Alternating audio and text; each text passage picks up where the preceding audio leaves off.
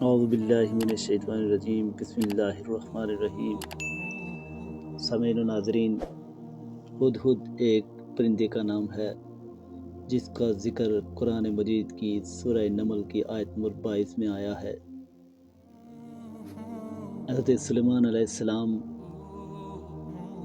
اللہ کے برگزیدہ پیغمبر تھے جو پرندوں اور تمام جانوروں کی بولیاں سمجھنے والے تھے۔ حضرت سلیمان اور ہدہد کی بات چیت کا ذکر اس طرح ہے۔ ایک مرتبہ سلیمان علیہ السلام اپنے دربار میں پورے جاو جلال کے ساتھ تشریف فرما تھے۔ انسان، جنات، حیوانات کے نمائندے بھی موجود تھے، لیکن پرندوں میں ہدہد موجود نہ تھا۔ فرمایا، کیا بات ہے کہ میں ہدہد کو موجود نہیں پاتا؟ اگر وہ واقعی غیر حاضر ہے تو اس کو سخت سزا دوں گا یا پھر ذبح کر ڈالوں گا، الا یہ کہ وہ اپنی غیر حاضری کی معقول وجہ بیان کرے۔ اسی غیظ و غضب میں تھے کہ ہدہد حاضر ہو گیا اور حضرت سلیمان علیہ السلام کے سوال پر کہنے لگا کہ میں ایک یقینی خبر لایا ہوں جسے آپ نہیں جانتے۔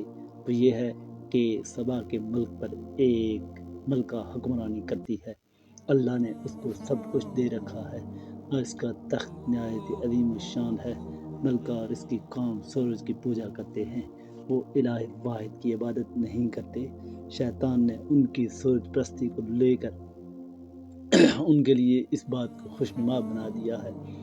حضرت سلیمان علیہ السلام نے یہ خبر سن کر فرمایا کہ تیری سچائی کا ابھی علم ہو جائے گا، میرا خط لے جا اور اس کو ان تک پہنچا اور انتظار کر کہ وہ اس کا کیا جواب دیتے ہیں۔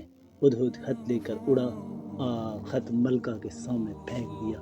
ملکہ خط پڑھ کر اہل دربار سے کہنے لگی کہ ابھی ابھی یہ خط سلیمان علیہ السلام کی جانب سے آیا ہے، جو اللہ کے نام سے شروع کیا گیا ہے، جو بڑا مہربان رحم فرمانے والا ہے۔ خط کا مضمون یہ ہے کہ تم سرکشی کا اظہار نہ کرو اور میرے پاس تابع دار ہو کر آ جاؤ۔ وزیروں مشیروں نے کہا، جہاں تک مرعوب ہونے کا تعلق ہے اس کی ضرورت نہیں، کیونکہ ہم طاقتور جنگی قوت کے مالک ہیں۔ البتہ آخری فیصلہ آپ کے اختیار میں ہے، جو مناسب سمجھیں فیصلہ فرمائیں۔ ملکہ نے کہا، بے شک ہم طاقتور ہیں، لیکن سلیمان علیہ السلام کے معاملے میں ہمیں جلدی نہیں کرنی چاہیے۔ میرا خیال ہے کہ پہلے اپنے نمائندے بھیجوں جو اس کی خدمت میں تعریف پیش کریں، اس سے اس کی شان و شوکت اور مزاج کا اندازہ لگائیں کہ وہ ہم سے کیا چاہتے ہیں۔ اگر واقعی قوت و شوکت کے مالک ہیں تو پھر ان سے لڑنا فضول ہے، کیونکہ فاتح بادشاہوں کا وتیرہ ہوتا ہے کہ جب وہ کسی شہر میں فاتحانہ طور پر داخل ہوتے ہیں تو اس کو برباد اور باعزت شہریوں کو ذلیل کر دیتے ہیں۔ قاضی ثناء اللہ نے ذکر کیا ہے کہ یہ ہدہد یمن کے ہدہد سے خبر لایا تھا۔ ہدہد سلیمان علیہ السلام کا نام یافور اور ہدہد یمن کا نام انفیر تھا۔ سبا ایک قوم کا نام ہے جو یمن میں صنعا سے قریب آباد تھی اور جس کا دارالسلطنت معارب تھا۔